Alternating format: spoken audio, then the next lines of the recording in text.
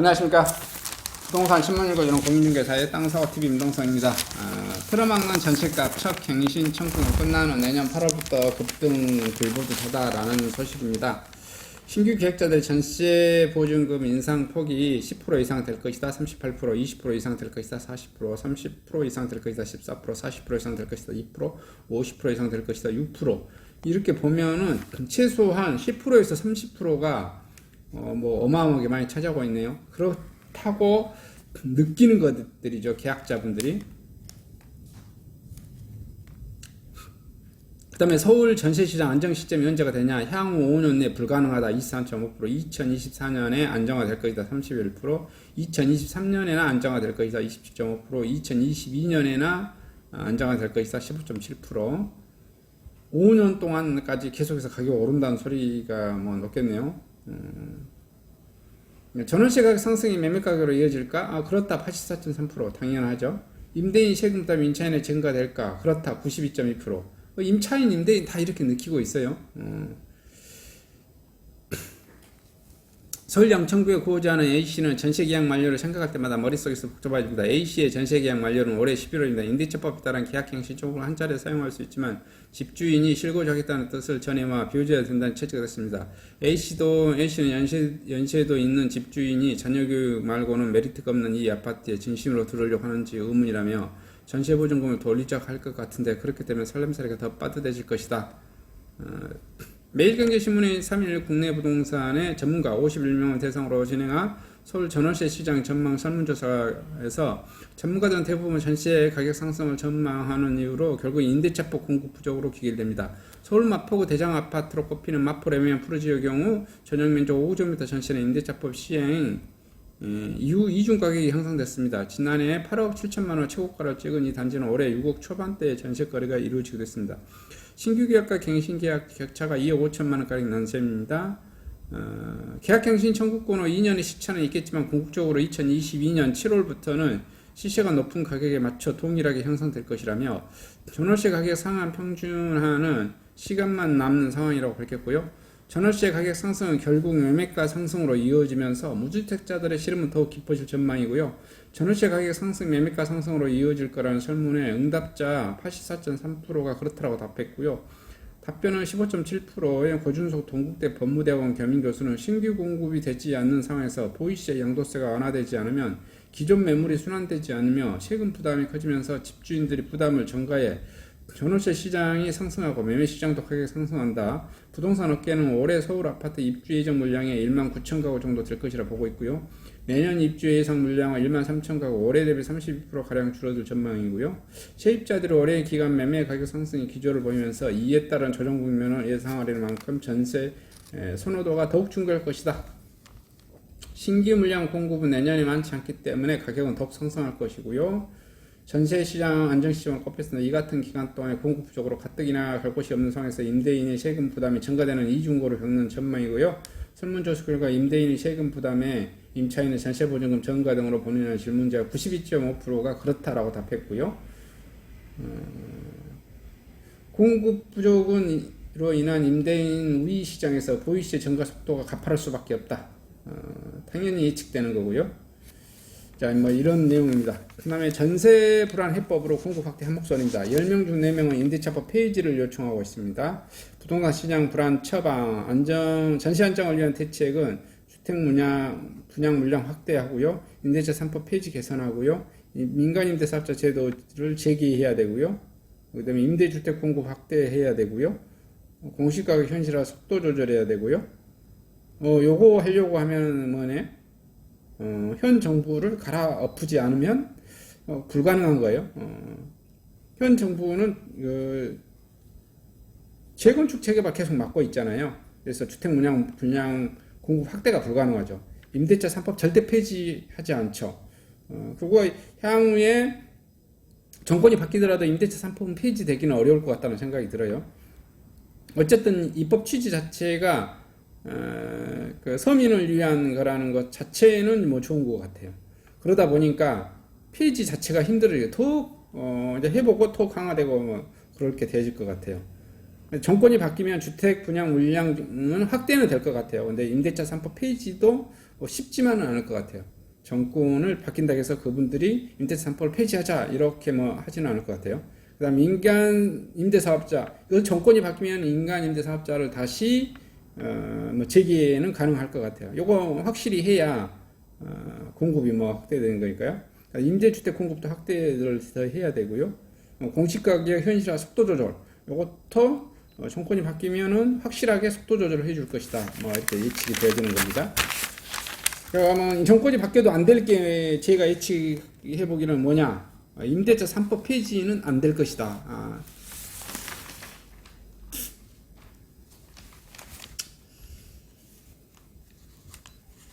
GTX 승기나 의왕 집가 2억에서 3억 껑충입니다. 의왕 인덕역 정차 기대 집값 더 오를 것이고 매물이 사라졌습니다. 인도건 푸르지오 84제곱미터 15억 돌파했네요. 월급 판교 보선전지도 호재고요. 올 들어 경기 집값 상승률 1위입니다. 공식 발표 전 추격 매수 주의해야 됩니다. 인도건 푸르지오 엘센트로 34평입니다. 기준 최고가 11억 9천년대요. 올 1월에 15억 3천 신고가 찍었습니다. 호수마을 리브 1단지 34평이 8억이었는데 지금 8억 7천씩. 의왕파크 푸르지오가야 34평이 7억 6천 5백이었는데 지금 8억 찍고요. 포일자이 1단지가 34평 9억 5천이었는데 지금 11억 찍고요. 신고가 찍었습니다. 포일자이 2단지가 137제곱미터, 이게 뭐 한 50평 초반이나 되려나요? 12억 9천이었는데 지금 14억 5천 찍었네요. 그 다음에 LH 양주 해천 신도시 공공주택 2299가구 분양합니다. A18블럭, A21블럭 이렇게 해서 1000세대 이상씩 많이 분양합니다. 그 다음에 들썩이는 서울 집값 개포 우성 26억 5천에서 28억 9천으로 서울 집값 작년 패닉방 이후 또 최대 상승하고 있습니다. 이번 주 0.1% 전세도 꿈틀하고 있고요. 아파트 매물 장기 심화 정부 예상 빈다고 있습니다. 서울 집값 안 떨어지다 재건축 신축 불면 신고가 행진하고 있고요. 이달부터 세부담 높아지는 집주인들 매도 대신 버티기에 들어갔고요. 전세 매물 풍기까지 반포 전용 84제곱미터 전세 25억 넘어서고 있습니다. 홍남기가 뻘소리하고 있죠. 홍남기 부총리 기획주중과 임대차 신고 가시 활용 않겠다. 이건 뭐라게 해야 되죠? 나는 술은 처먹었지만 음주운전 아니다 한 거 똑같은 것 같아요.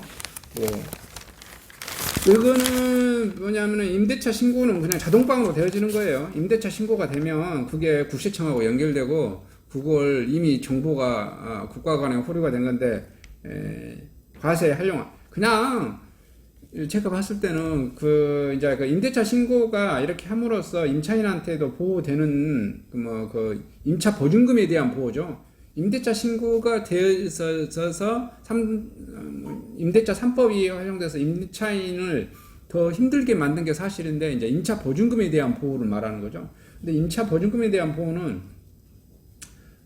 그 전에도 이미 다 신고되어진 건데 보호되어진 건데 어쨌든 그걸 마치 과세를 활용 안 할 것처럼 하는데 그냥 과세는 자동방으로 하고 있습니다.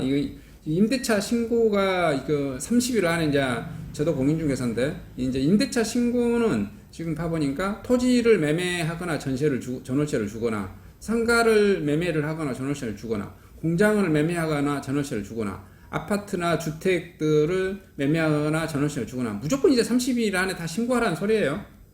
신고하면 어떻게 돼요? 당연히 세원이 노출되고 거기에서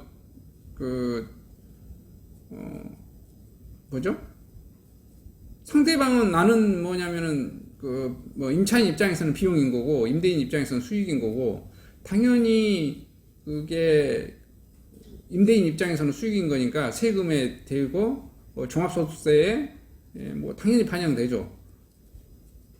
홍남기가 안 한다고 해서 국세청이 안 하는 게 아니에요. 자동방으로 되는 거예요. 이게 말도 안 되는 소리예요. 이게 이런 말은 그냥 안 했으면 좋겠는데 왜 이런 말을 하는지 모르겠어. 눈 가리고 국민을 바보 병신 취급하는가 이런 말들은 참 좀 그래. 초등학생도 이런 말을 알아요. 초등학생도 임대차 신고를 하면 과세에 이용된다. 제 자녀한테 초등학생인데 얘기 나눠보거든요. 바로 다 이해합니다. 세금 당연히 내지. 또 세금 내야 되고요. 세금 내야 된다고 봐요. 저는 세금 안 내자는 게 아니라 근데 세금을 내야 되는데 마치 그것이 아닌 것처럼 말하는 것 자체는 좀 그렇다 이거죠. 제 말은. 임대사업자에게 홍남기씨 1억 원 피했다. 또 제목 나왔습니다. 경제부처 과장의 분투기 친매각 미리 양해받았지만 세입자 변심의 소송 직전까지 결국 임대사입자 싼 매물 구했고요. 세입자 태그 세주인 입주했고요. 홍남기와 달리 1억 원 만져. 임대사업자 폐지 넌센스. 자, 뭐 어떻게 될지 뭐 계속 지켜봐야 돼. 임대사업자 맨날 폐지한다고 하는데 뭐 폐지가 지금 수순으로 계속 지금 뭐 현 정부에 들어서는 개인들 임대사업자 다 폐지됐고요. 매입 임대사업자 다 폐지됐습니다. 지금 폐지 안 되는 게 뭐만 있죠? 개발 임대사업자. 그러니까 부영 주택이라든지 LH 건설, LH 주택이라든지 그래서 직접 이렇게 건축한 시행회사, 개발회사, 직접 주택을 짓는 이런 업체들만 주택임대사업자에 해당이 된다는 거예요. 서울 중소형 아파트 10억이 코앞입니다. 2년간 48% 껑충했고요. 서민 수요 많은 평형인데 집값 상승률은 제일 높습니다. 경기도는 처음으로 5억 돌파했네요. 그 다음에 이제 미국 집값이 계속해서 오르고 있다고 합니다. 근데 제목이 거기도 결국 공급 부족이죠. 그래서 미국은 왜 집값이 많이 오르고 있나?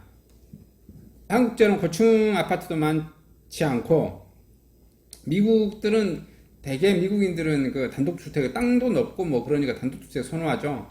그리고 미국인들은 그 바베큐 문화가 굉장히 발달되어 있어요.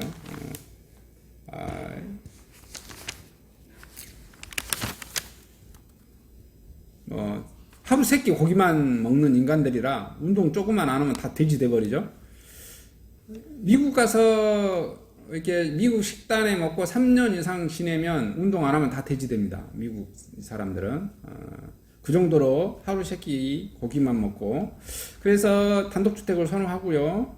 아파트에서 뭐 또 못 살죠. 예, 최애 뭐 뉴욕 같은 아주 그냥 복잡한 동네 정도나 아파트 사고 여러분들 뭐 그러는데 이렇다 보니까 교외 단독주택을 선호하고 이분들이 요것 때문에 지금 이제 또 단독주택이 또 코로나 때문에 집 공개가 꺼려지고 뭐 여기저기 이루어지면서 매물 잠김도 이루어지고 이래서 가격도 올라간 것도 있는데요. 제가 봤을 때는 요것 뭐 신문사에서는 여러 가지 내줬는데 뭐 대출 금리도 낮고 뭣도 낮고 뭐 이제 이러는데 가장 큰 건 뭐다? 미국이 코로나로 인해서 돈을 얼마를 찍어냈다? 기존에 뭐 찍어낸 게 비해서 2020년도에 4배에서 5배. 올해도 계속해서 바이든 정부도 찍어낼 겁니다. 그래서 이거는 돈 풀기 작전으로 지금 다 가격이 오른 거라고 봐요. 돈 풀기 작전으로 뭐든지 다 오르고 있습니다. 안 오른 게 없습니다. 원자재도 오르고 있고요. 일반 물품도 오르고 있고요. 비트코인도 오르고 있고요. 뭐 싹 다 오릅니다. 이렇게 해석하신 것이 정확할 것이다. 저는 이렇게 생각합니다. 이상 전국 부동산 소식을 마치도록 하겠습니다. 감사합니다.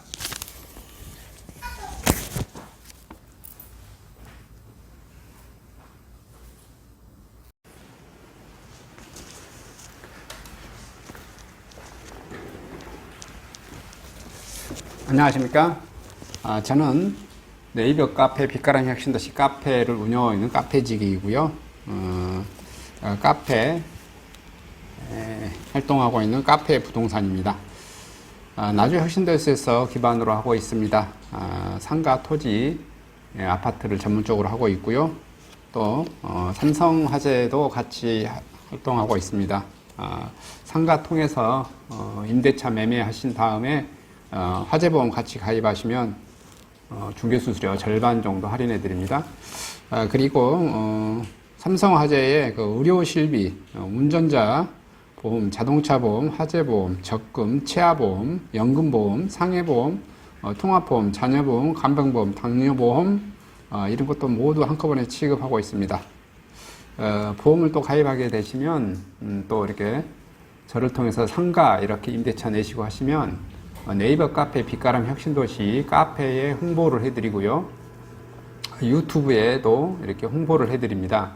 그리고 이벤트 행사를 해서 여러분의 매장에 손님들이 찾아갈 수 있도록 이렇게 해드리고 있습니다. 물론 이벤트 비용은 제가 부담해 드립니다. 저를 통해서 많은 사업 같이 윈윈할 수 있도록 도움을 주셨으면 감사하겠습니다.